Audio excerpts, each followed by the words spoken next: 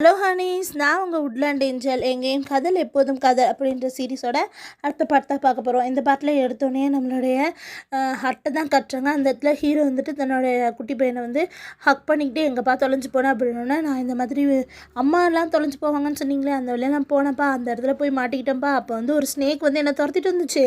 அப்போ வந்து இந்த அக்கா தான் காப்பாற்றினாங்க அப்படின்னா, இன்னொரு தடவை இப்படி தனியெல்லாம் போகாதப்பா அப்படின்னு சொல்லிக்கிட்டே அவங்கள பார்த்து உங்களுக்கு என்னங்க வேணும் அப்படின்னா, நான் வந்து 10 நாளைக்கு உங்கள் கூட நான் வந்து வேலைக்கு அடிமை பெண்ணாக வேலை செய்யணும் அப்படின்னு சொல்கிறாங்க. நீ வந்து யார் அப்படின்னு சொல்லி கேட்டோன்னா, இந்த மாதிரி ஈஸ்டர்ன் சீயோட பிரின்சஸ் அப்படின்னு சொல்கிறாங்க. சரின்னு சொல்லிடுறாரு ஹீரோவும். ஆனால் நம்மளோட ஆலிக்குட்டிக்கு ரொம்ப வருத்தமாக போயிடுச்சு. அவங்க வந்துட்டு அவங்க அம்மாவோட ஃபோட்டோ பக்கத்தில் நின்றுட்டு எங்கள் அம்மா ரொம்ப வருத்தப்படுவாங்க, நீங்கள் இவங்களை கூடவே வச்சுக்க போகிறீங்க அப்படி சொல்லிட்டு அழுவணுன்னு. அப்போ ஹீரோ சொல்கிறாரு, இனிமேல் அம்மா வரமாட்டாங்க, சும்மா அப்படியே சொல்லிட்டு இருக்காதப்பா அப்படின்னோடனே உடனே அழுதுகிட்டே அந்த குட்டி பையன் அங்கேருந்து ஓடி போய்ட்றான். அப்போ வந்து சரி நீங்கள் 2 பேரும் போய் அவனை பாருங்கன்னு சொல்லிட்டு அசிஸ்டன்ட் 2 பேரையும் அனுப்பி வைக்கிறாங்க. அசிஸ்டன்ட் 2 பேரும் வந்துட்டு அங்கே நின்று பேசிகிட்டு இருக்காங்க. என்ன இப்படி சொல்லிட்டாரு, அவர் தான் அந்த விளக்க வச்சுட்ருக்காரு, கண்டிப்பாக வந்துருவாங்கன்னு சொல்லிட்டு இருந்தாங்களே அப்படின்னா, அந்த விளக்க தான் அந்த பொண்ணு வந்து பைஃபன்ச்சு வந்து எடுத்துகிட்டு போய் அணைச்சிப்பிடுச்சு. பைச்சியானோட கல்யாணம் ஒப்பந்தம் பண்ணியிருக்கிறதுனால அவங்களும் தீஜுனும் சேர்ந்து தேர்ட் பிரின்ஸும் சேர்ந்து அவங்கள வந்து மன்னிக்க சொல்லிட்டாங்க. அதனால் அவங்க மன்னிச்சிட்டாங்க அப்படின்னு சொல்கிறாங்க. சரி விடு, எப்படியும் நல்லது தான், இப்போ வந்து அந்த குழந்தைக்கு வந்து ஒரு ரியாலிட்டி புரிஞ்சிருக்கும், சரி விடு நம்மளுக்கு என்ன அப்படி சொல்லி விட்டுறாங்க. அதே நம்மளோட நம்ம ஹீரோயினையும் பைஃபன்ச்சையும் காட்டுறாங்க. பைஃபன்ச் வந்துட்டு கூப்பிட்டு நம்ம ஹீரோயின் சொல்கிறாங்க, இங்கே பாரு, நான் போயிட்டு ஈஸ்டர்ன் சீ வரைக்கும் போயிட்டு வரேன், அங்கே ஒரு விசேஷம், அதுக்கு நான் போகணும், நீ என்ன பண்ணுற, இங்கே எந்த குறும்பும் பண்ணாமல் இரு அப்படின்னா. நீங்கள் வெளியவே போக மாட்டீங்களா, எதுக்கு போகிறீங்க அப்படின்னா, இந்த மாதிரி நான் பிறக்கும்போது ரொம்ப அம்மா கஷ்டப்பட்டாங்க, அதனால் அவங்க தான் கொஞ்சம் ஹெல்ப் பண்ணாங்க, அதனால் அவங்க கூப்பிட்ருக்காங்க, நான் போகிறேன் அப்படின்றாங்க. சரி அப்படின்னு சொல்லிட்டு மீகு கூப்பிட்றாங்க. மீகு அங்கேருந்து ஓடி வந்து, என்ன பைஃபன்ச்சு வந்துட்டீங்க, நான் ஒரு 50-60 வருஷம் உங்களுக்கு பனிஷ்மெண்ட் கொடுப்பாங்கன்னு நினச்சினே அப்படின்னா, எல்லாம் நீ கொடுத்த தப்பான ஐடியா தான்டா அப்படின்னு சொல்லிட்டு அவங்க கத்துறாங்க. போப்பா, போய் அந்த ஏரியிலேருந்து நல்ல பெரிய லூமினஸாக பற்றியேட்டு எடுத்துகிட்டு வா அப்படின்னு சொல்லி அனுப்புகிறாங்க. மீகவும் ஓகேன்னு சொல்கிறாங்க. அதே நம்மளுடைய ஹீரோ கட்டுறாங்க. ஹீரோ என்ன பண்ணுறாருன்னா, குட்டி பையனை கூப்பிட்டு பேசிகிட்டு இருக்காரு. ஆலிக்குட்டியை கூப்பிட்டு, இங்கே பாரு, நான் ஈஸ்டர்ன் சீ வரைக்கும் போகணும், நீ என் கூட வரியான்னு. இல்லை அப்படின்னு சொன்னேன். அப்போ நான் போகிறேன், நீ மட்டும் அம்மா பேலஸ்க்கு போய்டு அப்படின்னு. இல்லை நான் உங்கள் கூடவே வரேன் அப்படின்னா. சரி அப்படின்னு சொல்லிட்டு இவங்க பேசிகிட்டு இருக்கிறது அந்த பிரின்சஸ் கேட்டுட்டு, இன்னையோட எனக்கு 10வது நாள் முடியுது, அப்போ சரி கிளம்பு அப்படிங்கிறாரு ஹீரோ. இல்லை நானும் ஈஸ்டர்ன் சீ தான் போகிறேன், நீங்களும் என்ன என் கூட வாங்க. இல்லை தேவையில்ல அப்படின்ற அந்த பொண்ணு மனசு உடஞ்சி அப்படியே போயிடுது. அப்புறம் உடனே நம்ம மீகு கிட்ட நம்ம பைஃபன்ச்சு வந்து பேசுகிறாங்க. இந்த மாதிரி சிமெண்ட் இருக்கார் இல்லையா, அவர் வந்து ஹியூமன் வேர்ல்டுக்கு கூப்பிடுவார் நம்ம பைஃபன்ச்சுவை. ஆனால் நான் அங்கே போகிறேன், நீ வந்து இப்போவே ஹீரோயின்ட்ட சொல்லிடுறாத, கொஞ்ச நேரம் கழிச்சு நீ சொல்லு அப்படின்னு சொல்லியிருப்பாங்க. உடனே மீகவும் சரின்னு சொல்லியிருப்பாங்க. இவங்க வந்து அவங்க ஹியூமன் வேர்ல்டுக்கு போய் அந்த கர்ஸை இது பண்ண போகிறாங்க, மோட்டல் வேர்ல்டுக்கு. அதனால் அவங்க போயிட்டாங்க. உடனே இவர் வந்து ஏன்னா மீகோ நான் போய் பேர்ல் எடுத்துகிட்டு சொன்னேன், எடுத்துகிட்டு வந்துட்டேன் அப்படின்னா, இருங்க மறந்துட்டு போய் எடுத்துகிட்டு வரேன்னு சொல்லி எடுத்துகிட்டு வராங்க. எடுத்துகிட்டு வந்தோடனே ஹீரோயின் கேட்குறாங்க, ஏமா உன் ட்ரீ, இவர் வந்து ஒரு ட்ரீ ஃபேரி, அவங்ககிட்ட வந்து சரி உன்னோட ட்ரீயில் ஒரு பிரான்ச்சை கொடு, நான் எங்கே தொலைஞ்சு போயிட்டேன்னா உன்னோடதை வச்சு எனக்கு கண்டுபிடிச்சி வந்துடுவேன். ஆமாம், இவங்க பெரிய ஹை கார்டுன்றாங்க, தொலைஞ்சு போயிடுவாங்களா, என்னோடைய பிரான்ச்சை வச்சு கண்டுபிடிச்சிருவாங்களாம். ஏன்டா இன்றைக்கி நீ ஒரு மாதிரி பேசுகிறேன். இல்லையே நான் ஒன்றும் பேசலையே அப்படின்னு சொல்லிட்டு இவங்க சொல்கிறாங்க.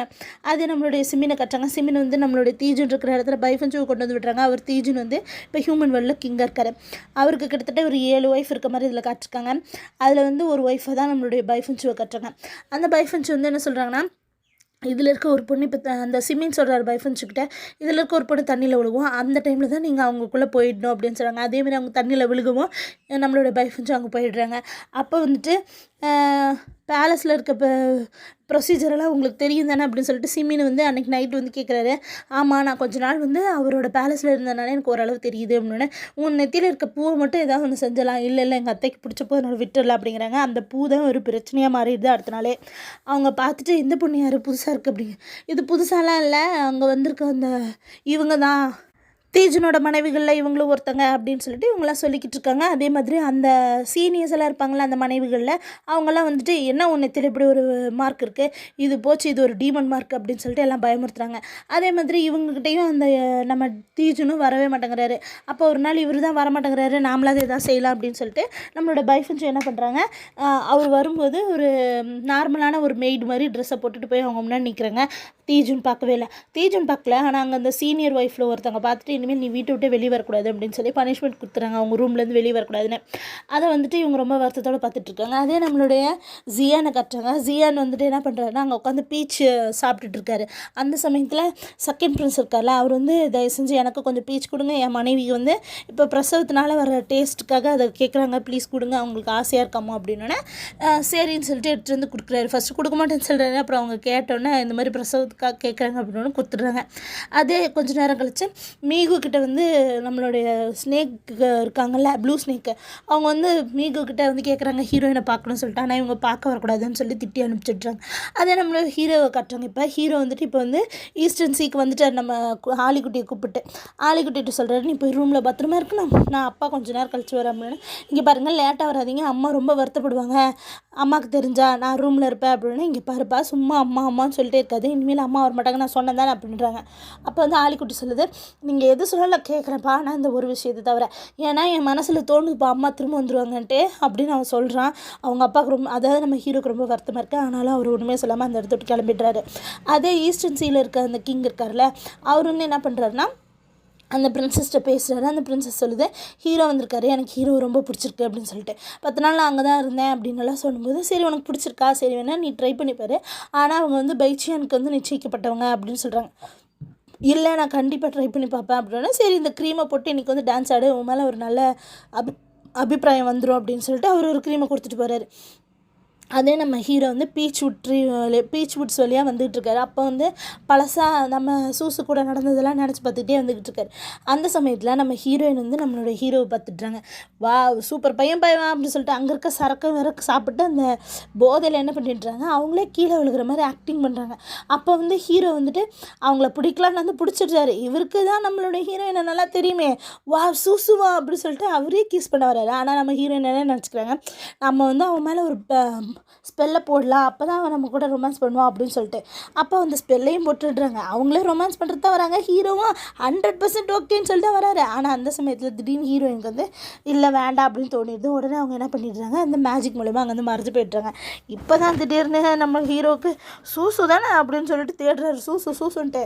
அப்புறமா இது ஒரு ஆலுசினேஷன், இந்த இடத்துல ஏன் வருதுன்னு சொல்லிட்டு நாம் நாளைக்கு வந்து ஜியான் கிட்டே இதை கேட்டுக்கலாம் அப்படின்னு சொல்லிட்டு அங்கேருந்து போகிறாரு. அப்படி போகும்போது தான் நம்மளை பின்னாடியே கட்டுறாங்க, ஜியான் அங்கே தான் இருந்திருக்காரு.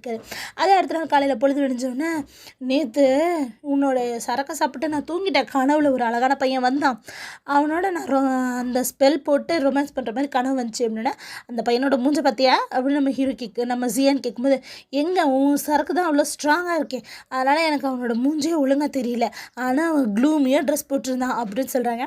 அவரும் சிரிச்சுக்கிட்டே, சரி இந்த கிஃப்ட்டு இந்த கொடுத்துரு, இதை 4th பிரதர்கிட்டையும் கொடுத்துரு, கிஃப்டாக இந்த ட்ரிங்க்ஸையும் அவங்களுக்கு ப்ரெசன்ட் கொடுத்துரு அப்படின்னு சொல்கிறாங்க. சரின்னு வாங்கிக்கிட்டு நம்ம ஹீரோயின் வரலான்னு வரும்போது, அந்த மர்மெய்ட் கிளான் கூட சண்டை போட போகும்போது ஒரு பிரின்சஸை நம்ம பார்த்தோம் இல்லையா, அந்த பிரின்சஸும் இந்த விழாவுக்கு வந்திருக்காங்க. வந்துட்டு சரி எங்களையும் கூப்பிட்டு போங்க அப்படின்னு சொல்லிட்டு நம்ம ஹீரோயின்ட்டு கேட்குறாங்க. அவங்களும் சரின்னு சொல்லி கூப்பிட்டு போகிறாங்க. அப்படி கூப்பிட்டு போகும்போது அங்கே போய் ரீச் ஆனோன்னே அந்த பிரின்சஸோட பணிப்பெண் என்ன சொல்கிறாங்கன்னா, ஹீரோ வந்து உங்களை ஞாபகம் வச்சுருப்பாரு, ஏன்னா அங்கேயும் ஹீரோவை பார்த்தாங்களே ஞாபகம் வச்சுருப்பாரு, போய் சின்சுல இருக்க அந்த ஓல்டு உமனையை அவங்க கல்யாணம் பண்ண போகிறாங்க அப்படின்னு நம்மளை ஹீரோயின் பின்னாடி தானே வந்துட்டுருக்காங்க.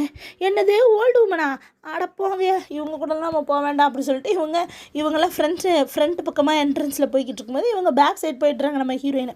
அந்த என்ட்ரன்ஸில் என்ன ஆகுது அப்படின்னா, லீஜின் வந்திருக்காரு. லீஜினை வந்துட்டு அந்த ஃபஸ்ட்டு சீனரும் ஜிலானும் பிடிச்சிட்றாங்க. இனிமேல் நீ ஏன் இன்னும் இங்கேயே சுற்றிட்டு இருக்க, நாங்கள்லாம் வந்து உனக்கு போர் புரியணுமா, திரும்ப உன்னை காயப்படுத்தணுமா அப்படின்னு கேட்கும்போது, அப்புறம் அந்த ஈஸ்டர்ன் கிங்கோட வந்துட்டு, இங்கே பாருங்கள் தயவு செஞ்சு அவரை விட்டுருங்க, அவர் வந்து இப்போ நான் வந்து கூப்பிட்ருக்கேன், என்னோடய விழாவுக்கு வந்திருக்காரு, தயவு செஞ்சு விட்டுருங்க அப்படின்னு சொல்லணும்னா அவங்கள விட்டுறாங்க. அதை நம்ம ஹீரோ கட்டுறாங்க. ஹீரோ வந்துட்டு நம்மளுடைய ஹாலிக்குட்டியை தேடிட்டுருக்காங்க. ஏன்னா அவனை ரூமை காணோம். சரி நீங்கள் முன்னாடி பக்கம் போங்க, நான் பின்னாடி பக்கமாக போய் தேடுறேன் அப்படின்னு சொல்லிட்டு அவர் பின்னாடி பக்கம் போய் தேடிட்டு இருக்க சமயத்தில் ஹாலிக்குட்டி வேறு ஒன்றும் பண்ணல, அங்கே இருக்க மண்ணெல்லாம் தோண்டிக்கிட்டு இருக்கு. என்ன பண்ணுறாங்கன்னு சொல்லிட்டு நம்ம ஹீரோயின் வந்து பார்க்குறாங்க. பார்த்தா அங்கே இருக்கிறதெல்லாம் தோண்டிகிட்டு இருக்காங்க. என்னப்பா பண்ணுற அப்படின்னா, இங்கே அடியில் ஒரு வித்தியாசமான ஒரு பொருள் ஒன்று இருக்குன்னு அப்பா சொன்னார், அதை தான் தேடிட்டுருக்கேன். அப்படியேப்பா இந்த க்ளவுட் கிளியர் ஃபேன் இருக்கு இல்லையா, இதில் வந்து ஒரே விசிறுனினா எல்லாம் கிளியர் ஆகிடும் அப்படின்னா, அப்படியா அப்படின்னு சொல்லிட்டு வாங்கி வேகமாக ஒரு விசிறு செய்கிறான்.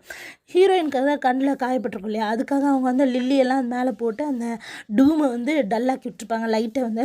அது வந்து நல்லா பிரைட்டாக தெரிஞ்சோடனே ஹீரோயினோட கண்ணுக்கு அந்த அந்த ரிப்பன் வந்துடுது. அதை பார்த்தோன்னே ஆலிக்குட்டி ஓடி வந்து அம்மான்னு சொல்லி ஹக் பண்ணிக்கிறான். அதை பார்த்தோன்னே நீ ஏதோ தப்பாக புரிஞ்சுக்கிட்டப்பா அப்படின்னா இவரு சூ அப்படி சொல்லிட்டு நேராக வந்துடுறாரு. அதை பார்த்தோன்னே ஹீரோயின் இருந்துட்டு யாராதே அப்படி சொல்லிட்டு அங்கே கண்ணில் இருக்க ரிப்பன் எடுக்கவும் கரெக்டாக நம்ம ஹீரோ பார்த்தோன்னா இது மாஸ்டர் தானே அப்படி சொல்லி நினைக்கிறாங்க. ஆனால் அடுத்த நிமிஷமே இது மாஸ்டர் இல்லை அப்படின்னு சொல்லி முடிவு பண்ணிடுறாங்க. ஆனால் சூ அப்படி சொல்லிட்டு இவர் வேகமாக கை கொண்டு வரும்போது அப்போ அவங்க வந்து திட்டிடுறாங்க. என்ன என் மேலே கை வைக்கிறியா அப்படி சொல்லிட்டு. அந்த சமயத்தில் ஆமாம் இது வந்து ஹீரோயின் இந்த மாதிரி பண்ண மாட்டாங்க அப்படின்னு சொல்லிட்டு சூ இப்படி பண்ண மாட்டாங்க அப்படின்னு சொல்லிட்டு ஹீரோ இருந்துட்டு வாலி நம்ம போகலாம் அப்படின்னு சொல்லும்போது இந்த குட்டி பையனை அம்மா அப்படிங்கிறான். அப்போ போகும்போது சொல்லிட்டே போகிறேன் அந்த இடத்துல வரைஞ்சிருக்க படம் மாதிரியே தானே அம்மா இருக்காங்க, ஏன் இப்படி பண்ணுறீங்க அந்த பேலஸில் அப்படின்னு சொல்லிட்டு பேலஸில் நல்லா சொல்லவும் நம்ம ஹீரோயின் தெரிஞ்சுக்கிறாங்க இதுதான் ஹீரோன்னு சொல்லிட்டு. அப்புறமா வந்துட்டு நம்மளுடைய அந்த ப்ளூ ஸ்னேக் வந்துட்டு நம்ம ஹீரோயின்ட்டு வந்து மன்னிப்பு கேட்குறாங்க. அப்போ கேட்கும்போது அவங்க சொல்கிறாங்க இப்போ யாராவது உன்னை புள்ளி பண்ணால் நீ விட்டுருவியா, அப்போ எப்படி நான் மட்டும் உன்னை மன்னிக்கணும் அப்படின்னு. நீங்கள் தான் செகண்ட் பிரின்ஸை பார்க்கவே இல்லையே, விரும்பவும் இல்லை, அதனால தானே அதே நீங்கள் இப்போ வந்து க்ரௌன் பிரின்ஸோட தானே இருக்க போகிறீங்க, சந்தோஷமாக தானே இருப்பீங்க அப்படின்னு சொல்லிட்டு இவங்க அதை பற்றி பேசிகிட்டு இருக்க சமயத்தில் நம்ம ஹீரோயின் வந்து எப்பவும் போல் அந்த டேபிளில் வந்து தட்டிகிட்டு இருக்காங்க. அதை பார்த்தோன்னே ஹீரோக்கு வந்து அங்கேயே தான் நின்று இவ்வளோ நேரம் ஹீரோயினை பார்த்துட்டு இருந்திருப்பாரு ஆலியும் அவங்களும்.